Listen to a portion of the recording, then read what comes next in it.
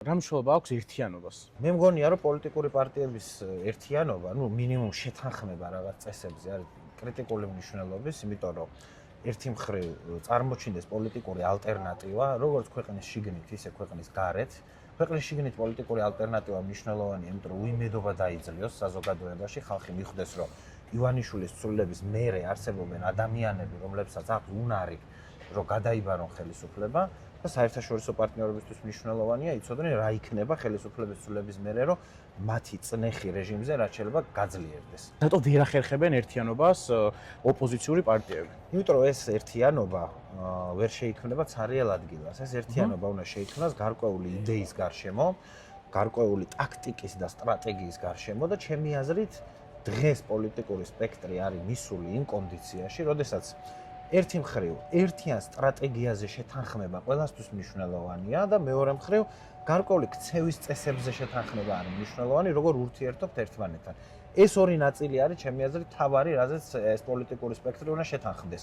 განსაკუთრებით მნიშვნელოვანი არის ბრძოლის სტრატეგია, იმიტომ რომ მე და თქვენ თუ თანხმდებით, როგორ უნდა დავამარცხოთ ივანიშვილი, როგორ უნდა გავიმარჯვოთ. ბუნებრივია, რომ ერთიანობა ბევრად ეს არის ერთიანობა სინამდვილეში. ერთიანობა ხო იმას არ ნიშნავს, რომ ყველას ყველა შეუყვარდება, ყველასთან იმეგობრებს. ერთიანობა პოლიტიკური ნიშნავს, რომ ჩვენ თანხმდებით, როგორ გავწიოთ საერთო ძალისხმევა. რაც ძალიან მნიშვნელოვანია დღევანდელ სიტუაციაში.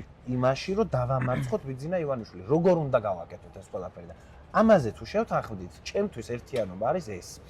და მგონია ფრთხილი ოპტიმიზმით გეტყვით, რომ ჩემი აზრით საკმაოდ ახლოს არის ამ ტიპის შეთანხმება პროდასტალურ დემოკრატიულ პოლიტიკურ სპექტრში. რამდენად მზად ხართ თქვენ, რომ ერთიანი ოპოზიციური ბრენდის ქვეშ გაერთიანდეთ და ეგრე გააგრძელოთ ბრძოლა მომავალში? თუ ეს საჭიროებას მოითხოვს, რა თქმა უნდა. მე არ ვფიქრობ, რომ ბრენდის არსებობა არის გადამწყვეტი. მე ვფიქრობ, რომ მნიშვნელოვანია შევთანხმდეთ, რაში ვთანამშრომლობთ, შევთანხმდეთ საქმეებზე, მარტივად რო გითხრათ.